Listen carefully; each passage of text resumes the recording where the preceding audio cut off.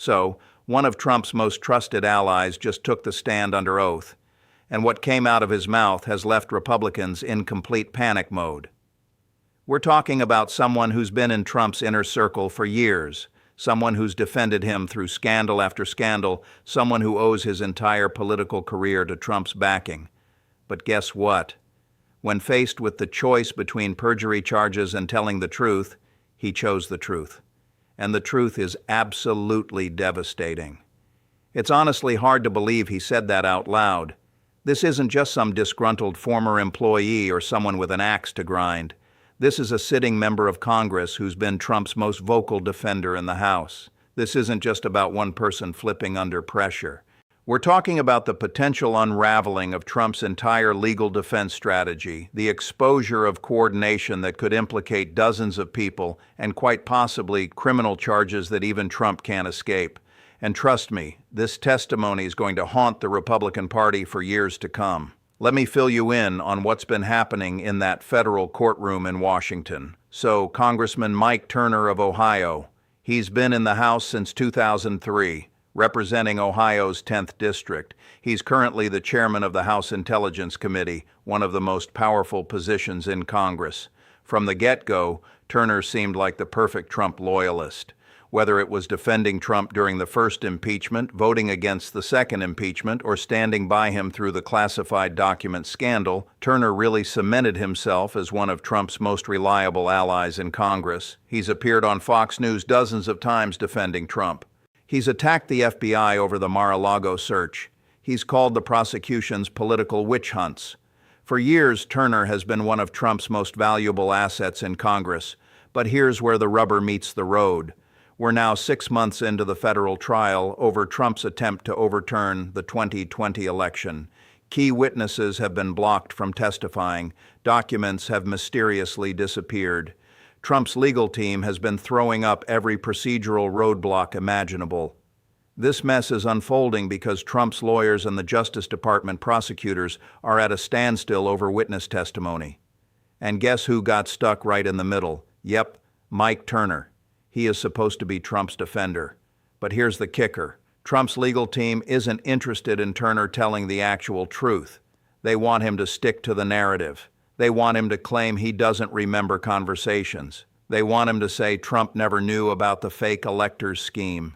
And before we go any further, let's be real for a second. Turner had to know this day was coming. He had to know that eventually someone would put him under oath and ask him direct questions about what Trump told him. Now back to the matter at hand. Reports from around October 23rd revealed just how panicked Trump's legal team was when they learned Turner was being called to testify. According to Politico's detailed reporting, Trump's lawyers spent 3 days trying to get Turner's testimony blocked, filing emergency motions and claiming executive privilege. They labeled the prosecution's subpoena as a fishing expedition and even went as far as to say it was prosecutorial overreach designed to intimidate congressional leaders. Talk about strong words. Essentially, Trump's team was calling the Justice Department corrupt for daring to ask Turner about his conversations with Trump regarding January 6th. And this wasn't a private conversation. Trump's lawyers made sure to air their grievances publicly in court filings and on conservative media, making it clear that they were not happy with Turner being forced to testify. This announcement sent shockwaves through Republican circles because it raised all sorts of questions. If Trump's legal team was fighting this hard to keep Turner off the stand, what exactly did they think he was going to say?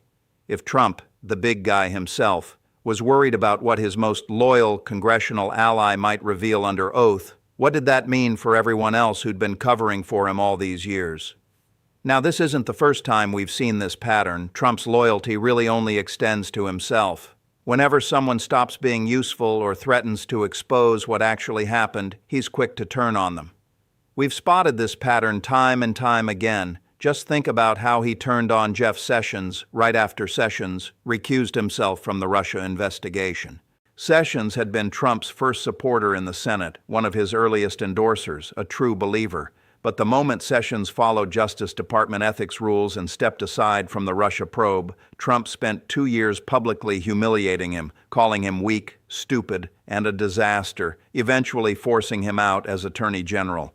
Sessions' decades-long political career ended in disgrace, all because he followed the law instead of protecting Trump. Then there was Bill Barr, Trump's own attorney general, someone who'd bent over backwards to protect Trump, reinterpreting the Mueller report to make it sound exonerating when it absolutely wasn't. Barr defended Trump through scandal after scandal. But when Barr finally acknowledged that the 2020 election wasn't stolen and that the Justice Department found no evidence of widespread fraud, Trump wasn't pleased. He turned on Barr instantly, calling him gutless, weak, and a coward. Barr went from being Trump's most valuable cabinet member to persona non grata overnight. And let's not forget how he distanced himself from Mike Pence when Pence refused to overturn the election results on January 6th. Pence had been the most loyal vice president imaginable, defending Trump through every controversy, standing by him when dozens of Republicans jumped ship. But when Pence followed the Constitution and certified the election results, Trump threw him to the wolves. Trump supporters literally erected a gallows outside the Capitol chanting, "Hang Mike Pence," and Trump did nothing to stop it. In fact, according to testimony, Trump said Pence deserved what he got. Even Kevin McCarthy faced a similar fate when he dared to criticize Trump immediately after January 6th. McCarthy initially blamed Trump for inciting the Capitol riot, saying Trump bore responsibility. Within weeks, McCarthy was down at Mar-a-Lago groveling for forgiveness, desperately trying to get back in Trump's good graces. Trump humiliated him publicly, made him beg, and McCarthy spent the next 2 years proving his loyalty. And what did it get him? When McCarthy finally became Speaker, Trump supported the far-right effort to oust him, leaving McCarthy's speakership in shambles after just 9 months. Now, it looks like Mike Turner is in the hot seat. This pattern is becoming all too familiar. You can show all the loyalty in the world and defend Trump every single day, but the moment you step out of line or tell the truth under oath when lying could land you in prison, he'll toss you aside without a second thought. And that's exactly the position Turner found himself in. So, what did Turner actually say that's got Trump so furious and Republicans scrambling? Well, it all boils down to Trump's direct knowledge of the fake elector scheme. The prosecution spent hours questioning Turner about specific conversations he had with Trump in December 2020 and January 2021. And Turner, sitting in that witness chair under oath with the threat of perjury hanging over him, started answering questions honestly. According to CBS News reporting from October 24th, Turner testified that Trump explicitly told him about the plan to send fake electors to Congress. Trump described it as a backup plan in case Pence didn't do the right thing.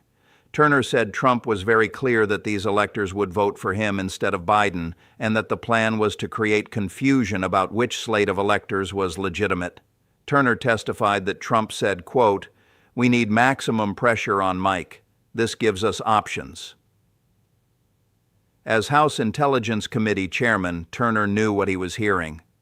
He understood that manufacturing fake electoral certificates was legally questionable at best and potentially criminal at worst. His testimony included that he expressed concerns to Trump about the legality, and Trump essentially waved him off, saying his lawyers had assured him it was all perfectly legal. At first, Trump seemed to appreciate that Turner was being cautious and raising these concerns. Trump values loyalty and the appearance of following proper channels. But as the January 6th crisis dragged into its investigation phase, some cracks started appearing. Turner's testimony was becoming increasingly specific, contradicting the narrative that Trump had been fed misinformation by his lawyers and genuinely believed he'd won. This testimony suggested Trump knew exactly what he was doing, that he understood the legal risks, and that he moved forward anyway, while Trump's legal team had been steadfast in claiming Trump was merely following legal advice and genuinely believed the election was stolen. Predictably, Turner's testimony began to undermine that entire defense. His testimony indicated that Trump had been warned about legal problems but proceeded anyway because he prioritized staying in power over following the law. This was the moment Trump's lawyers began to sweat a little. You see, Trump's entire legal strategy has been built on plausible deniability and claims that he was misled by lawyers like John Eastman and Rudy Giuliani. Trump doesn't want to be tied to testimony showing he had direct knowledge of criminal activity and chose to proceed anyway. That's definitely not the defense strategy he needs. That's a one-way ticket to conviction. And then Turner went ahead and made statements that, according to Trump's team, were a serious betrayal. Turner started providing specific details about other conversations. He confirmed dates and times of meetings. He authenticated documents showing he'd received texts from Trump's team coordinating messaging about the fake electors. He even admitted that he'd been asked to make public statements denying knowledge of the scheme, which he'd done on Fox News repeatedly in 2021 and 2022, but when the prosecutor asked him directly, "Were those statements true?" Turner paused, looked at his lawyer, and said, "No, I knew about the plan. I was told about it by Trump himself." The courtroom went silent. Trump's lawyers objected furiously, but the testimony was already in the record. Now, this left Trump in a tight spot. On one side, he desperately needs allies like Turner to maintain party unity, to keep congressional Republicans from abandoning ship. The entire Republican establishment will drop him like a hot potato if enough insiders start flipping and telling the truth. He needs people willing to go on Fox News and defend him, willing to attack prosecutors as politically motivated, willing to claim this is all a witch hunt. On the flip side, Turner actually has to worry about his own legal exposure. That means figuring out how to avoid perjury charges, avoid obstruction of justice charges, and avoid becoming a co-defendant in a massive federal conspiracy case. And Turner, unlike Trump, actually could face serious prison time if he lies under oath.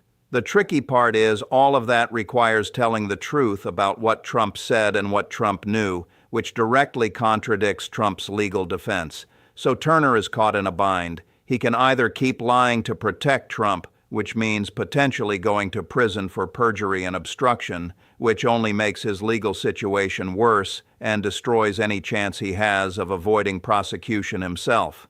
Or he can tell the truth under oath, which means contradicting Trump's defense narrative and admitting he'd been lying on television for years. But that'll definitely make Trump turn against him and probably end his political career within the Republican Party. It's a tough situation, and that's the mess Trump creates for everyone around him. He demands complete loyalty and wants them to lie to protect him without hesitation, but then he points fingers when things go south. He's not shy about tossing them under the bus whenever it suits him, and Turner just learned that lesson the hard way. This whole scenario is causing major stress within the Republican Congressional Caucus. If Trump has turned on Turner simply because Turner refused to commit perjury and is willing to publicly undermine one of his own congressional allies, every Republican member is left wondering if they're the next target. Those moderate Republicans who are trying to balance supporting Trump while maintaining some semblance of integrity are now worried sick about being the next one to get tossed aside. They're thinking, if Turner can be abandoned for telling the truth under oath, what happens to us if we're ever subpoenaed?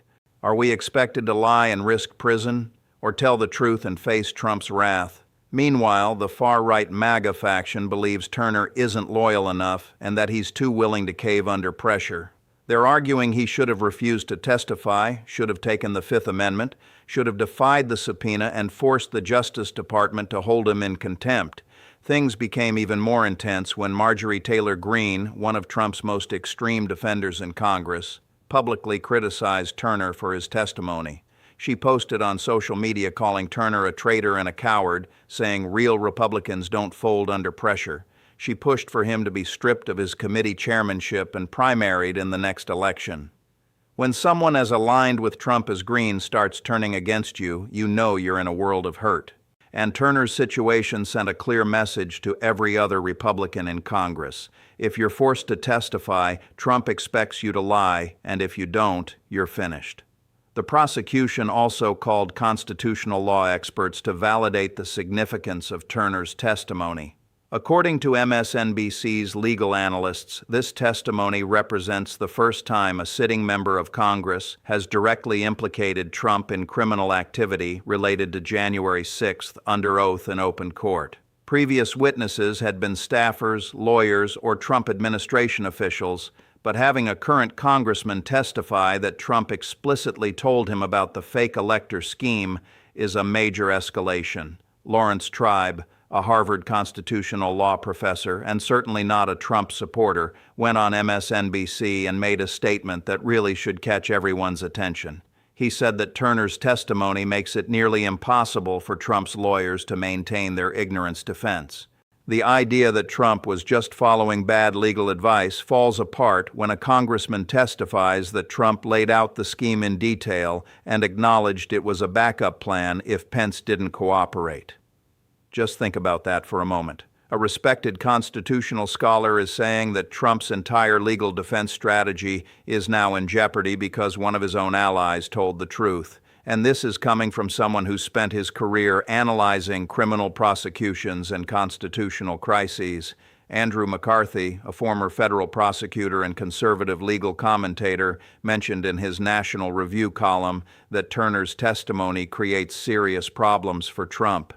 McCarthy, who's generally been sympathetic to Trump's legal arguments, wrote that if these statements are accurate and Turner is found credible by the jury, this becomes evidence of direct knowledge and intent. When legal experts from both sides start tossing around terms like nearly impossible to defend and direct knowledge of criminal intent, that's the moment to really pay attention. So let's break down what this courtroom drama could mean, because it's not just a captivating legal spectacle. It has serious consequences for how our political system operates and whether anyone is truly accountable for attempting to overturn an election. First up is the immediate political fallout. Trump is already facing significant backlash due to multiple criminal prosecutions, and his approval ratings among independents are taking a hit. Republican representatives are getting anxious about the upcoming 2024 elections, which is definitely adding to the tension. Now, one of Trump's own congressional allies has testified under oath that Trump directly orchestrated a criminal conspiracy to overturn the election. And honestly, that's not the best look for Trump or the Republican Party. Most Americans still have a good deal of respect for the rule of law and the principle that no one is above it, even if they don't always agree with every legal decision.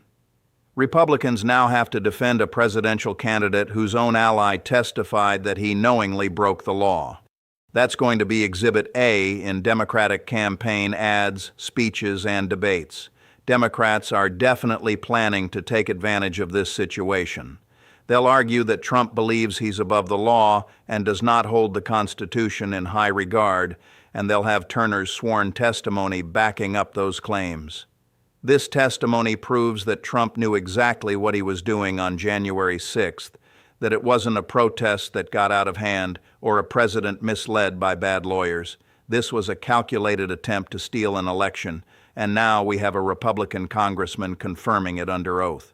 You can expect to see video clips of Turner's testimony popping up in Democratic campaign ads from now until November 2024.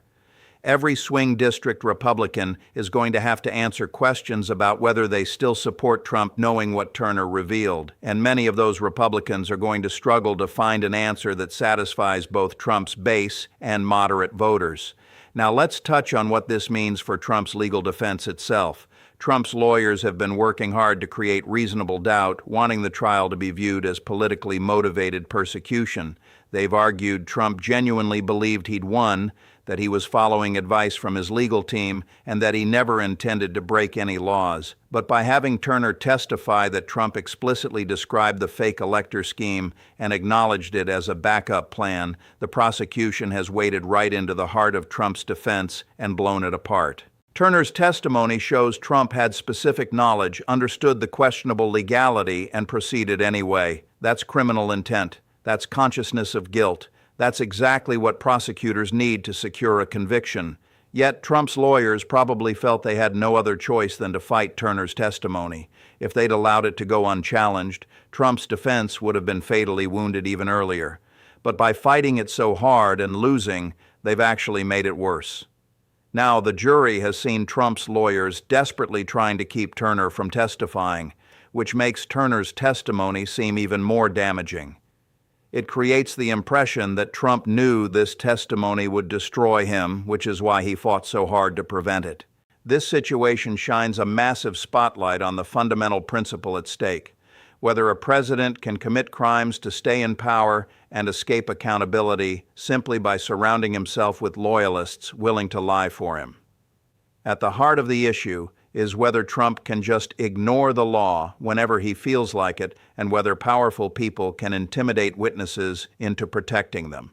Our system was designed with checks and balances specifically to prevent any one person from accumulating too much power. The founders feared a president who would act like a king, who would place himself above the law, who would use the powers of office to benefit himself rather than the nation. They created impeachment, they created an independent judiciary, they created Congress as a co-equal branch precisely to prevent presidential tyranny. But Trump has always been uncomfortable with those limitations. He craves total control over the Justice Department, over the courts, over Congress.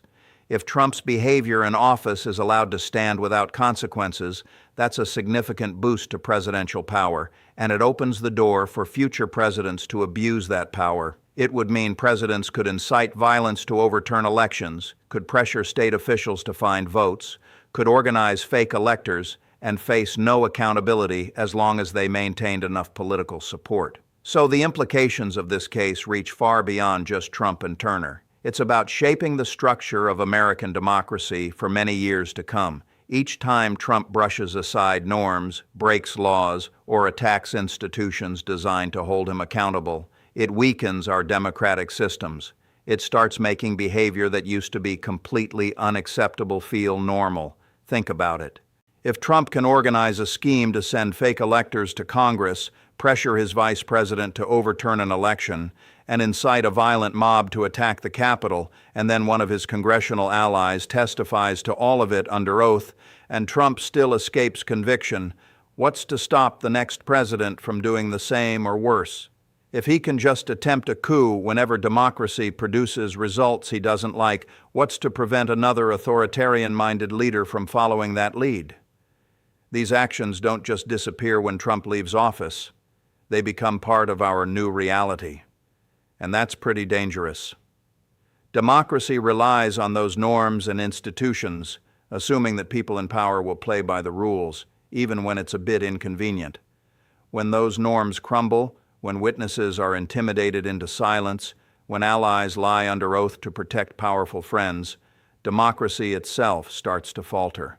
That's why Turner's decision to tell the truth matters so much. He chose the law over loyalty, the truth over his political career, and accountability over access to power. Whether his motivations were pure or simply self-preservation, the effect is the same. The truth is now part of the legal record. Looking ahead to November 2024, it's clear that all of this is going to have some significant effects. We're still 10 months out from those elections, but the narrative being set now is bound to influence how things go.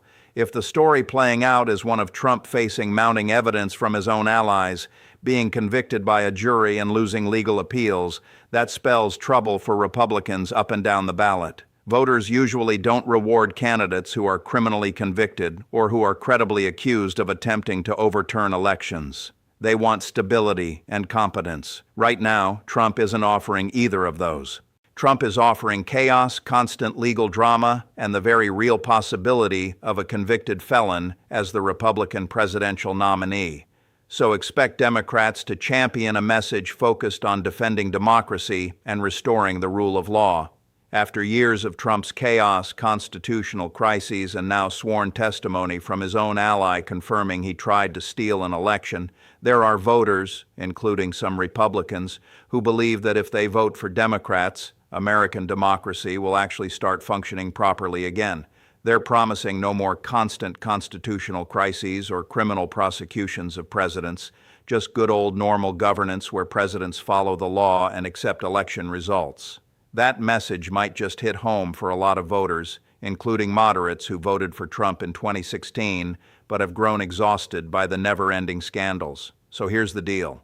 Mike Turner, one of Trump's closest congressional allies, just testified under oath that Trump explicitly told him about the fake elector scheme and acknowledged it as a backup plan to overturn the election. This isn't just Turner breaking ranks. It's evidence of Trump's direct knowledge and criminal intent. It's the kind of testimony that could send Trump to prison. If Trump's own allies are flipping and telling the truth when put under oath, if even people who owe their careers to Trump are choosing prison over perjury, then we're basically saying Trump's wall of protection is crumbling. That would mean we're stepping into a completely new realm where accountability might actually reach the most powerful people in the country. It's about so much more than just one congressman's testimony. It's about whether we genuinely have a legal system that applies to everyone equally, or if we're just stuck with whoever can intimidate enough people into lying for them.